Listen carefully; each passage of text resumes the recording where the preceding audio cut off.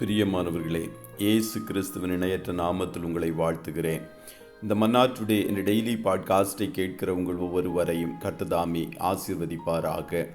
யாத்ராகமம் 13வது அதிகாரம் 21, 22 வசனங்கள் இப்படியாய் கூறுகிறது. அவர்கள் இரவும் பகலும் வழி நடக்க கூடும்படிக்கு கர்த்தர் பகலில் அவர்களை வழிநடத்த மேக ஸ்தம்பத்திலும் இரவில் அவர்களுக்கு வெளிச்சம் காட்ட அக்கினி ஸ்தம்பத்திலும் அவர்களுக்கு முன் சென்றார். பகலிலே மேக ஸ்தம்பமும் இரவிலே அக்கினி ஸ்தம்பமும் ஜனங்களிடத்திலிருந்து விலகி போகவில்லை. விலகாத மேக ஸ்தம்பமும் அக்னி ஸ்தம்பமும், the pillar of cloud and the pillar of fire that never depart என்ற தலைப்பின் கீழ் இன்றைய மன்னாவை தியானிக்கப் போகிறோம். ஒரு தேசத்தையே கர்த்தர் வழி நடத்தி கொண்டு போன விதத்தை பார்க்கும்போது மிகவும் ஆச்சரியமாக இருக்கிறது. பகலில் சூரிய வெப்பத்தினால் இஸ்ரவேல் ஜனங்கள் சோர்வடைந்து போகக்கூடாது என்பதற்காக அவர் பகலில் மேகஸ்தம்பத்தை கொடுத்தார். இரவில் பாதை தெரியாமல் இருக்கக்கூடாது என்பதற்காகவும் குளிரினால் அவர்கள் பாதிக்கப்படக்கூடாது என்பதற்காகவும் இரவிலே அவர் அக்கினி ஸ்தம்பத்தை கொடுத்தார். சங்கீதம் 105:39 கூறுகிறது, அவர் மேகத்தை மறைவுக்காக விரித்து இரவை வெளிச்சமாக்குகிறதற்காக அக்னியையும் தந்தார் என்பதாக. இன்று நமக்கு இந்த வகையான புலப்படும் வழிகாட்டுதல் இல்லை. அதற்கு பதிலாக நமக்கு ஆண்டவர் வேத வசனத்தை கொடுத்திருக்கிறார். சங்கீதம் 119:105 கூறுகிறது, உம்முடைய வசனம் என் கால்களுக்கு தீபமும் பாதைக்கு வெளிச்சமுமாய் இருக்கிறது என்பதாக. என் வார்த்தை அக்கினியைப் போலவும் கன்மலையை நொறுக்கும் சம்மட்டியைப் போலவும் இருக்கிறதல்லவோ என்று கர்த்தர் சொல்லுகிறார் என்று எரேமியா 23:29 கூறுகிறது. ஒரு பிரமிப்பான காரியத்தை பாருங்கள். அக்கினி ஸ்தம்பமானது யூதர்களுக்கு மாத்திரம் பாதை காட்டியது. ஆனால் எகிப்து தேசத்தாருக்கு அது இருளாயிருந்தது.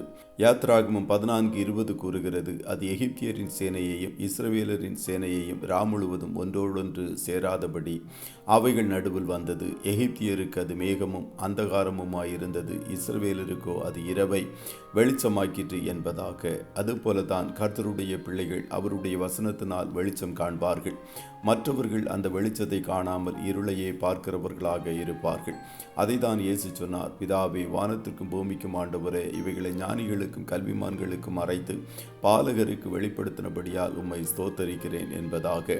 பரிசுத்த ஆவியானவர் நம்மை சகல சத்தியத்திற்குள்ளும் நடத்துகிறவர் என்று வேதம் கூறுகிறது. எப்படி அன்றைக்கு ஆண்டவர் மோசேயிடம் மேகஸ்தம்பத்தில் பேசினாரோ அதுபோல இன்று அவருடைய வசனத்தை கொண்டு பேசுகிறார்.